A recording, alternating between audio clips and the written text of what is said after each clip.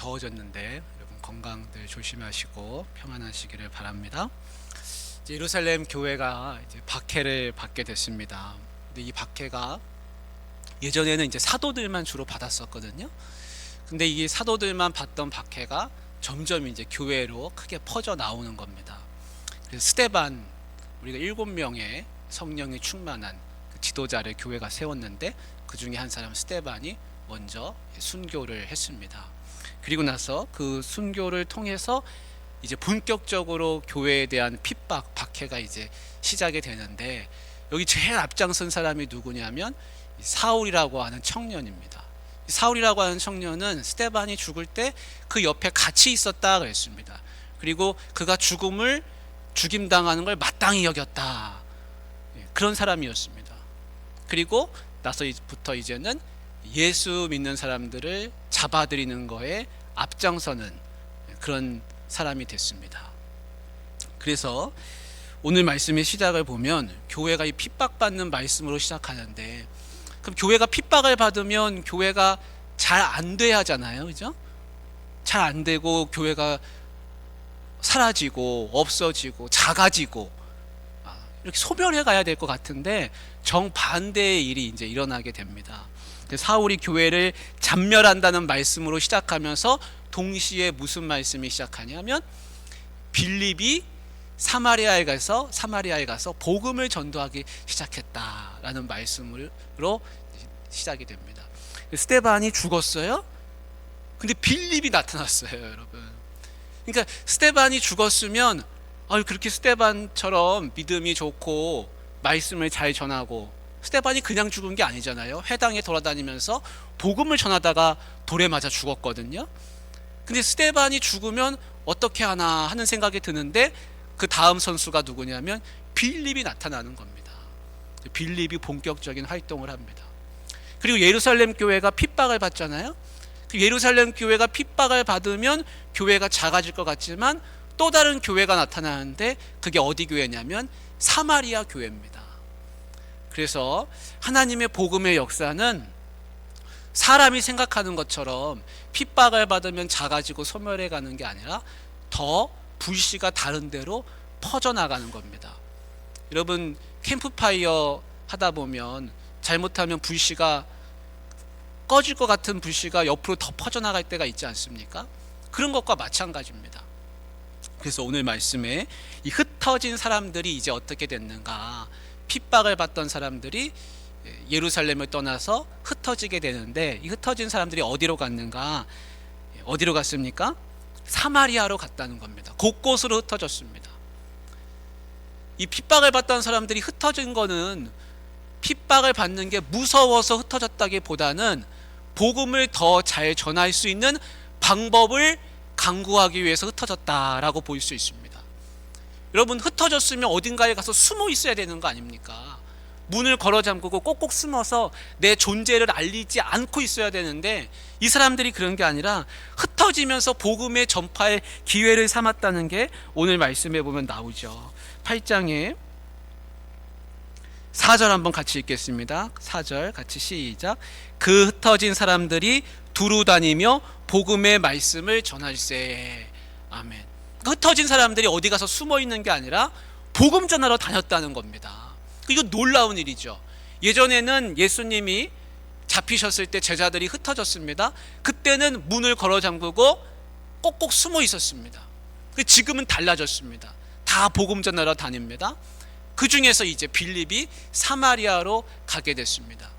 여러분, 빌립은 왜 사마리아로 갔을까요? 여러분, 예수님이 그러셨습니다. 너희가 성령을 받으면 권능을 받고 온 유대와 사마리아와 땅끝까지 이르러 내 증인이 되리라, 분명히 그렇게 말씀하셨거든요. 근데 온 유대와 그 다음 순서가 어디입니까? 사마리아입니다. 사마리아. 그러니까 빌립의 마음속에는 예수님이 하신 성령을 받으면 권능을 받고 온 유대와 사마리아와 땅끝까지라는 말씀을 분명히 기억하고 있었다는 것을 우리가 유추해 볼 수 있습니다. 그 빌립은 예수님이 하신 말씀을 마음에 새기고 있었던 사람인 것이죠. 그리고요, 이 사마리아로 간다고 하는 것은 우리가 생각할 때는 이 예루살렘 위에서 북쪽으로 조금만 가면 사실 사마리아거든요. 그러니까 사마리아로 가는 게 쉬울 것 같지만, 여러분 만약에 우리가 남한하고 북한하고 자유롭게 조금 이동한다고 한번 생각해 본다면, 여러분이 복음 전하러 평양으로 쉽게 가겠습니까? 아마 절대 쉽게 못 갈 겁니다. 내가 복음 전하면 차라리 다른 이 남쪽에 어느 다른 도시로 가지, 저 북한 땅으로 아마 잘 안 가실 거예요. 가서 괜히 내가 해코지 당하면 어떡하나, 사람들이 나를 이상하게 보면 어떡하나, 여러 가지 마음이 들 수 있지 않습니까? 마찬가지입니다. 예루살렘에서 복음 전하고 있던 사람들이 사마리아로 간다고 하는 거는요, 아주 낯선 환경으로 가는 거하고 똑같습니다. 왜냐하면 당시에 사마리아 사람들을 볼 때 사람 취급 안 했거든요.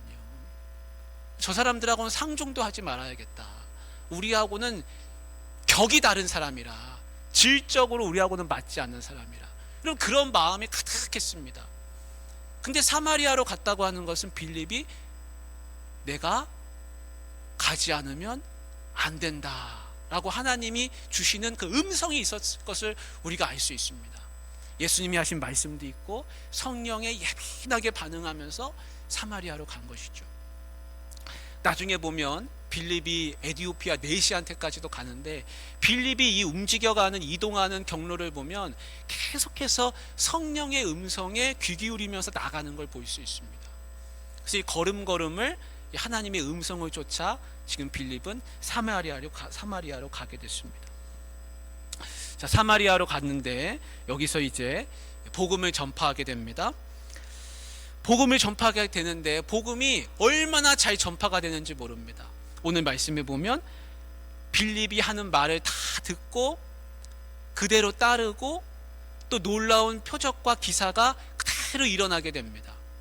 그러니까 빌립이 하는 말을 사람들이 귀 기울여 들었다는 건 무슨 이야기입니까? 하나님의 역사가 일어나는 것이죠.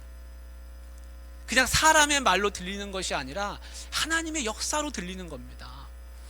사실은 신명기 18장 15절에 보면 이런 말씀인데 제가 읽어드릴게요.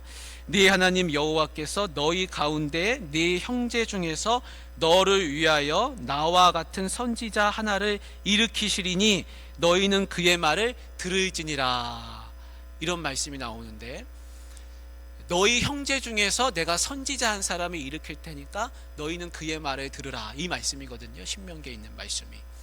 근데 사마리아에 있는 사람들이 뭘 믿으냐면 모세 오경을 믿습니다. 이 사마리아와 이 유다의 역사는 좀 설명하려면 길지만, 그들이 서로 상종하지 않게 된 그 근본적인 배경에는 이 북쪽에 있는 사마리아 사람들이 혼혈족이 됐다는 거예요. 근데 혼혈족이 됐음에도 불구하고 그들은 정체성을 어디다 두고 있었냐면, 우리도 아브라함 자손이다, 그런 마음이 있습니다. 우리도 모세의 후손이다, 그런 마음이 있었습니다. 그래서 모세 오경을 그들이 읽었습니다. 근데 모세 오경의 신명기가 모세 오경이죠. 그 신명기 말씀에 뭐라고 되어 있냐면, 모세와 같은 선지자가 한 사람 일어날 건데 그때 그 사람의 말을 잘 들으라는 말씀이 있다는 거예요. 그러니까 빌립이 예수님을 전파할 때 뭐라고 전파했겠습니까?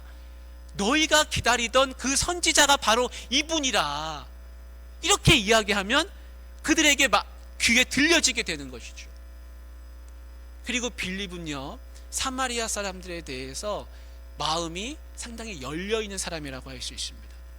왜냐하면 베드로나 이런 사람들은 그냥 유대인이에요. 근데 빌립은 헬라파 그리스도인이거든요. 빌립은 이방 땅에서, 다른 지역에서 이 팔레스틴 지역으로 온 사람이기 때문에 마음이 좀 더 열려있는 사람이라고 할 수 있습니다. 그러니까 다가가서 전하기가 훨씬 쉬운 거죠. 그 사람들이 받아들이기에도 훨씬 좋고, 그렇게 해서 이 빌립이 거기 가서 말씀을 전하고 전도를 하게 되는데, 그것이 아주 성공적으로 이루어집니다. 뿐만이 아니라 표적과 기사가 일어나는데 놀라운 일이 일어났죠. 중풍병자가 일어나고, 못 걷는 사람이 걷고, 귀신 들린 사람 귀신 떠나가고, 이런 역사가 일어났습니다. 여러분, 우리가 이렇게 한번 생각해 볼 수 있습니다. 왜 지금은 표적과 기사가 일어나지 않을까? 여러분 그 생각해 본 적 있지 않으십니까? 빌립이 거기서 말씀을 전하니까 그 말씀을 뒷받침할 수 있는 표적과 기사가 많이 일어났습니다. 근데 우리가 그런 생각 해볼 수 있잖아요. 왜 지금 이 시대에는 표적과 기사가 안 일어나나? 근데 사실은요, 표적과 기사가 왜 드문가? 라는 질문이 맞는 질문입니까? 표적과 기사가 드뭅니까? 여러분 한번 인터넷 들어가셔서 한번 검색만 한번 해보십시오. 얼마나 많은 간증거리와 표적과 기사가 이 지구상에 넘치고 넘치는지 모릅니다. 우리가 기독교 방송만 조금만 틀어봐도 얼마나 많은 간증거리가 거기 나오는지 몰라요. 그러니까 표적과 기사가 드문 게 아니에요. 사실은 표적과 기사가 넘치고 넘치는데 더 이상 사람들이 그 표적과 기사에 집중하지 않습니다. 놀라지 않습니다. 암인 줄 알았는데 치료받은 사람들, 말기 암 환자였는데 내가 얼마 살 거라고 생각하지 않았는데 내가 다 치료받은 사람들, 교통사고 당했는데 멀쩡하게 나오는 사람들, 얼마나 많은 기적과 이적들이 일어나고 있는지 모릅니다. 그 인터넷만 검색하셔도 우리가 충분히 알 수 있습니다. 유튜브만 봐도 알 수 있어요. 온 세계 곳곳에 많이 있습니다. 그러나 그런 걸 가지고 이제는 더 이상 와, 하나님 살아계시구나, 내가 예수님 믿어야겠다, 이렇게 믿는 사람 지금 잘 나타나지 않습니다. 지금 이 시대에는 표적과 기사가 넘치고 넘치지만 그게 영향을 미치지 않아요. 그러면 뭐가 영향을 미치느냐? 예수님이 하신 말씀이 있지 않습니까? 이같이 너희 빛이 사람 앞에 비치게 하여 그들로 너희 착한 행실을 보고 하늘에 계신 너희 아버지께 영광을 돌리게 하라. 지금은 내 삶이 표적과 기사가 되지 않으면 아무도 인정하지 않습니다. 표적과 기사를 일으켜서 충격을 주는 것보다 내 삶이 빛이 되어서 사람들 앞에 하나님의 영광이 드러나게 하는 게 더 어렵습니다.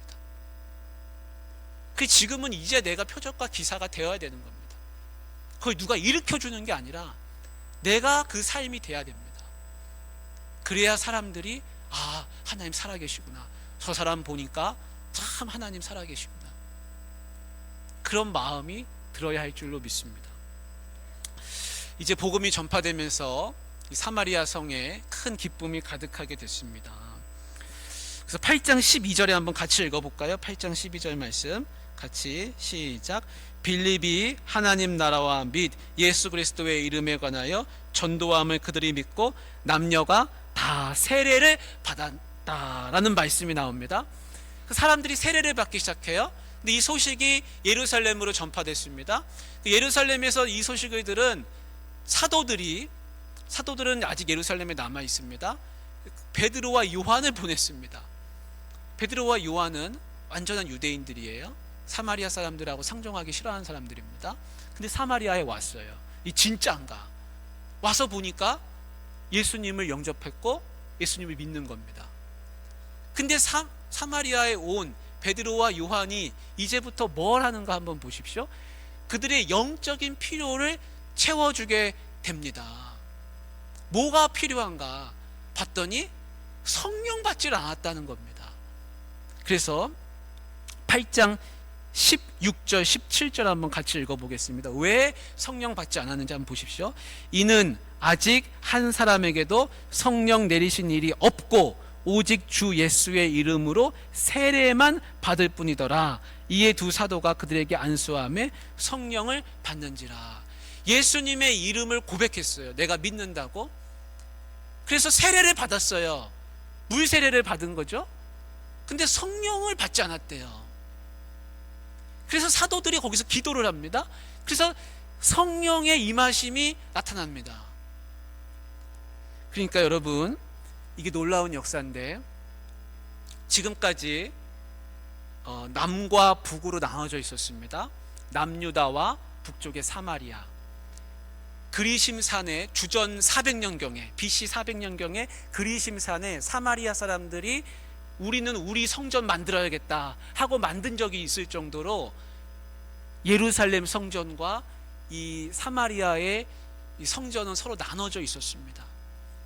그뿐만 아니라 더 거슬러 올라가면 BC 722년경에 북왕국이 망했거든요. 그때부터 혼혈족이 생기기 시작을 했어요.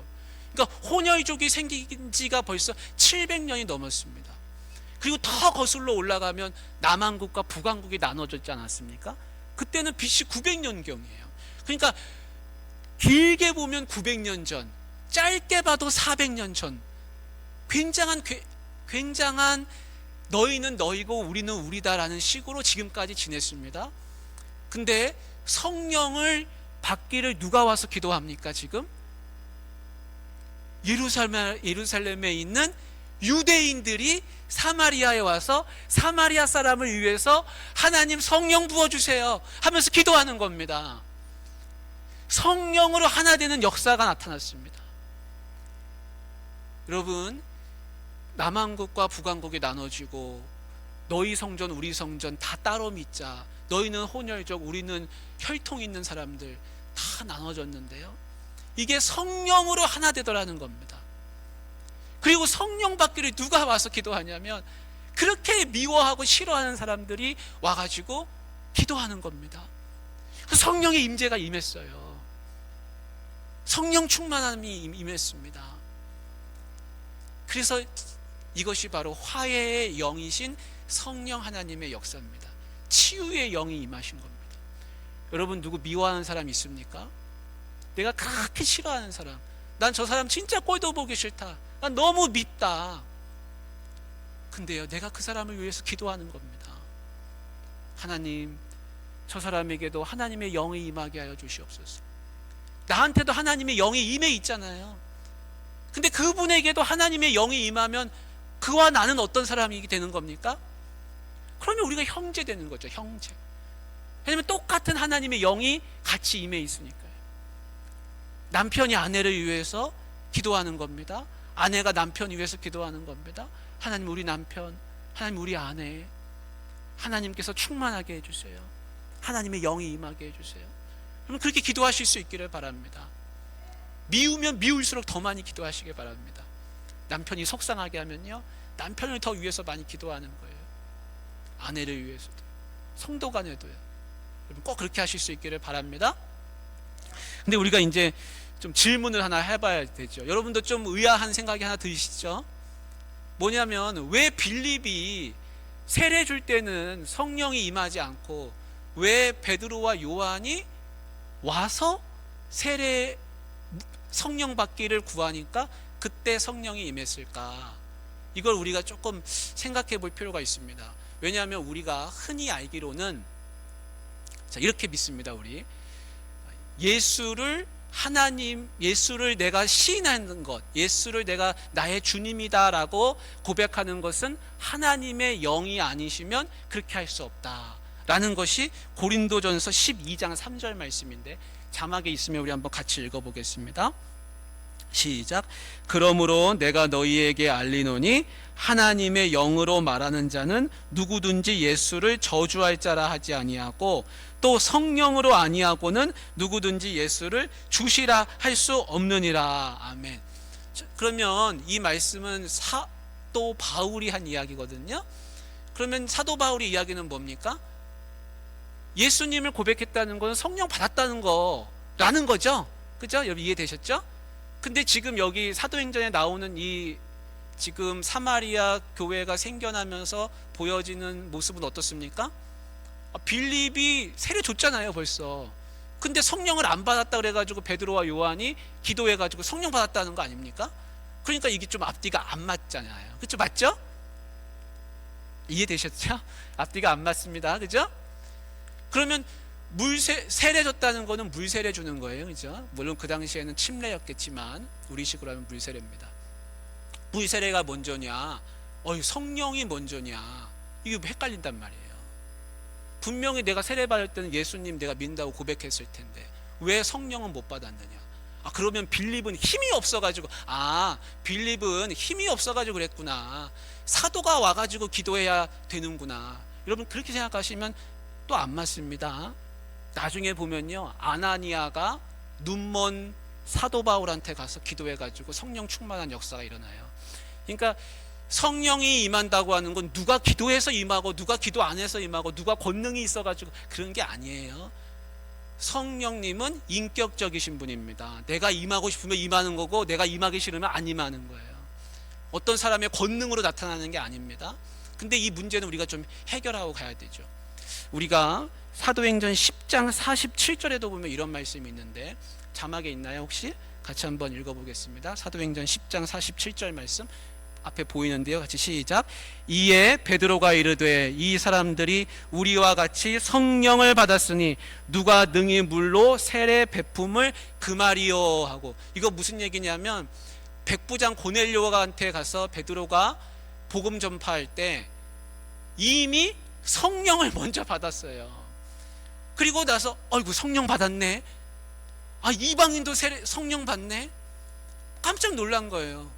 그래가지고 그러면 어떻게 내가 물 세례를 안 줄 수 있냐, 그래가지고 그 다음에 후행적으로 물 세례를 줬다는 겁니다. 그러니까 여러분, 사도 바울이 분명히 얘기할 때는 예수님을 고백할 때는 성령 받았기 때문에 고백한다고 하지만, 실제로 사도행전에서 일어나는 복음 전파의 현장에서는 이것이 앞뒤가 많이 바뀐다는 것을 우리가 이해를 해야 됩니다. 그러면 사도 바울은 왜 그렇게 얘기했을까요? 사도 바울은 이미 성령 받고 은사가 충만한 고린도 교회 성도들한테 교리적인 내용을 설명한 겁니다. 그러니까 교리하고 실천하고 딱 들어맞느냐, 그렇지 않은 경우가 많이 있다는 거예요. 그래서 그거를 잘 이해해야지, 아 이거는 성령이 먼저고 물세례가 나중이고 물세례가 먼저고 성령이 나중이네, 이걸 가지고 논쟁할 필요가 없다는 겁니다. 여러분 제가 한번 그럼 말씀드려 볼게요. 여러분 믿음으로 구원받는다는 거 다 아시죠? 그죠? 믿음으로 구원받습니다 합니다. 그죠? 그런데 우리 야고보서에 가면 뭐라고 말하고 있습니까? 실천하지 않는 믿음은 죽은 믿음이라, 그런 믿음은 죽었다, 그래가지고 구원 받겠느냐, 얼마나 신랄하게 이야기하고 있습니까? 그러면 실천이 또 중요하구나. 믿음으로 구원받는다고 해놓고는 왜 가서 저쪽에 가서는 또 실천이 중요하다고 하네. 나는 도대체 믿는 건가, 나는 구원을 받았나, 헷갈리게 된다는 겁니다. 그러니까 여러분 확실하게 생각하셔야 됩니다. 교리적인 것은 뭐냐면, 나는 믿음으로 구원받는다 라는 것은 분명한 확고한 믿음, 신앙, 교리, 그걸 가지고 있어야 됩니다. 흔들리지 않습니다.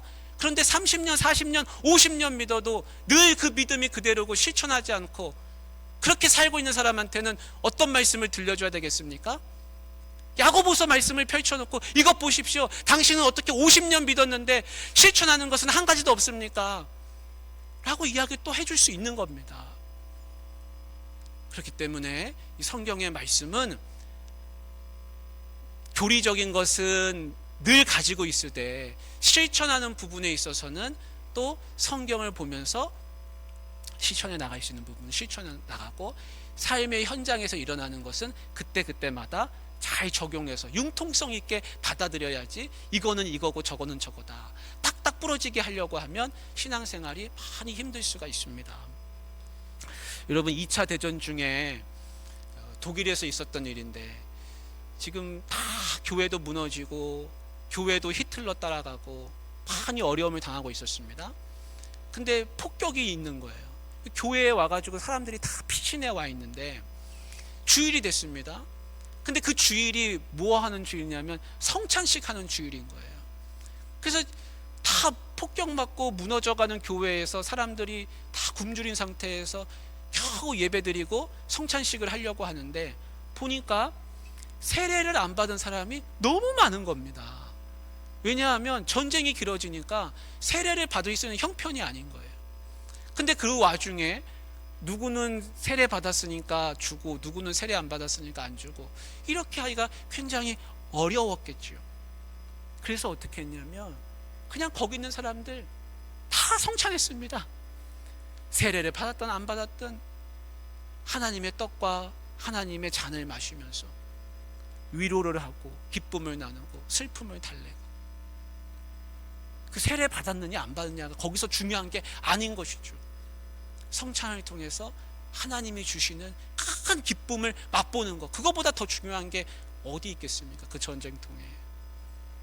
그러니까 하나님의 말씀을요, 너무 나는 교리적으로 그래도 문제가 생기고요, 나는 너무 실천적으로 가서 나는 실천하지 않은 믿음은 죽은 믿음이라 하면서 다른 사람은 왜 저를 실천 안 하느냐 손가락질하고, 그럼 또다시 문제가 생깁니다. 그러니까 늘 균형을 잡으면서 믿음 신앙생활을 해야 할 줄로 믿습니다. 자, 이제 사도행전 2장 38절 말씀 제가 읽어드릴게요. 베드로가 이르되 너희가 회개하여 각각 예수 그리스도의 이름으로 세례를 받고 죄사함을 받으라. 그리하면 성령의 선물을 받으리니. 그래서 우리는요, 교리적으로는 분명히 아셔야 됩니다. 내가 회개하고 예수님의 이름으로 세례 받고 그리고 내가 성령 받는 겁니다. 여러분 다 우리 거의 다 세례 받으셨죠 지금? 나는 세례 받았는데 나는 누구한테 가서 또 성령 세례 받아야 되나? 여러분 그렇게 고민하실 필요가 없는 겁니다. 나는 세례 받았고 성령님이 나와 함께 하시는 겁니다. 아시겠죠? 자, 이제 시몬이라는 사람의 이야기를 조금 해야 되는데, 시몬이라고 하는 사람이 어떤 사람이냐? 우리 8장 13절 말씀 한 구절 좀 읽어보겠습니다. 오늘 읽은 말씀 중에 8장 13절 같이 시작. 시몬도 믿고 세례를 받은 후에 전심으로 빌립을 따라다니며 그 나타나는 표적과 큰 능력을 보고 놀라니라. 이 시몬이라고 하는 사람이 어떤 사람이냐면 사마리아에 있는 마술사 시몬입니다. 이 시몬이 사람들 앞에서 얼마나 마술을 잘 부렸냐면, 거기 있는 사람들이 큰 사람이나 작은 사람이나 다 시몬 따라다니고, 시몬은 하나님의 능력이라 일컬음을 받고, 시몬 하면 모르는 사람이 없을 정도로 유명세를 타는 그런 사람으로 불렸습니다. 근데 빌립이 와서 전도하고 거기서 성령의 역사가 일어나고 귀신이 떠나가고 사람이 고침받고 이런 일들이 막 일어나는 거예요. 베드로와 요한이 와서 기도하니까 성령을 받게 되고, 그래서 이 시몬이라고 하는 사람이 마음속에 무슨 생각이 들었느냐, 나도 이걸 돈 주고 사야겠다, 이런 생각을 하게 됐습니다. 그래서 하는 말이, 나도 이거를 돈을 들여서 살 테니 이 능력을 나에게도 주십시오, 이렇게 이야기하고 있습니다. 여러분, 이 베드로가 시몬한테 뭐라 그랬는지 아십니까? 심하게 꾸짖으면서 네 은과 네가 함께 망할지어다 이랬습니다. 너는 분깃도 없고 너는 이 도에 관여할 것도 없다. 아주 꾸짖었습니다. 왜 꾸짖었습니까? 하나님의 능력을 돈으로 사서 자기의 능력으로 삼아서 자기의 유명세를 높이기 위해서, 자기의 이름을 높이기 위해서 그거를 돈 주고 살려고 했기 때문에 그렇습니다. 여러분, 하나님의 능력을 돈 주고 살 수 있습니까? 하나님의 나라를 내가 돈 주고 손뼉 한 뼘이라도 더 살 수 있습니까? 한 평이라도 살 수 있습니까? 아닙니다. 오직 믿음으로 사는 겁니다. 근데 이 시몬이라고 하는 사람은 완전히 오해를 하게 됐습니다. 근데 이 시몬이라고 하는 사람이 한번 보십시오. 8장 13절에 우리가 아까 읽은 말씀이지 않습니까? 시몬도 믿고 세례를 받은 후에, 그랬습니다. 시몬도 믿고 세례 받았습니다. 근데요, 시몬은 뭘 따라다녔습니까? 전심으로 빌립을 따라다니면서 표적과 기사만을 구경했습니다. 시몬은요, 예수님을 따라다닌 게 아닙니다. 시몬은 뭘 따라다녔습니까? 시몬은 예수 믿는 척하면서 계속해서 표적과 기사만 보며 따라다니는 겁니다. 여러분, 표적과 기사만 보고 따라다니는 사람은 어떻게 될까요? 그 사람은 나중에 넘어집니다. 넘어지고요, 뿐만이 아니라 곡식과 가라지 이야기 아시죠 여러분? 예수님이 하신 곡식과 가라지 이야기, 가라지 같은 사람이 되는 겁니다. 열매 맺는 사람이 아니라. 지금 내가 예수님을 믿고 있는데, 내가 예수님을 믿는 게 표적과 기사를 따라다니는 사람이면 나는 시몬과 같은 사람입니다. 표적과 기사를 따라다닌다는 게 뭐냐면, 내가 예수 믿으니까 나는 잘 될 거야, 나는 예수 믿으면 하나님이 나에게 복을 주실 거야, 이 기복주의로 가는 게 시몬과 똑같이 표적과 기사를 얻기 위해서 믿는 겁니다. 그 떡을 주면 예수님을 믿고 십자가를 주면 안 믿겠다고 도망가는 게 바로 이 시몬과 같은 사람입니다. 오병이어 사건이 일어났을 때 5,000명을 예수님이 먹이지 않았습니까? 오병이어로. 그때 사람들이 요한복음에 보면 어떻게 하려고 그랬냐면 예수님을 임금 삼으려고 했습니다. 예수님이 다른 데로 도망가셨습니다. 그 사람들의 마음을 알고. 왜 도망가셨습니까? 그 사람들이 떡만 바라보았기 때문에 그런 것이죠. 바로 이 시몬과 같은 사람이 그런 사람입니다. 오늘날 우리나라에 1,000만 그리스도인이 있다고 하지만 여러분, 그 중에 가라지가 얼마나 있겠습니까? 표적과 기사만을 보고 따라다니는 사람, 하나님이 주시는 십자가는 거부하고 떡만 얻기 위해서 다니는 사람, 기복주의 신앙으로 흘러가는 사람이 다 이 시몬과 같은 사람이라 할 것입니다. 사랑하는 우리 귀한 성도님들, 우리가 행할 것은 무엇입니까?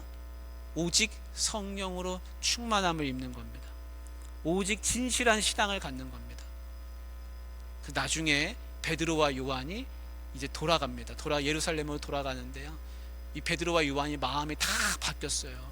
그래서 마지막 우리가 읽은 구절, 맨 마지막 구절에 뭐라고 되어 있습니까? 24절입니까? 25절입니까?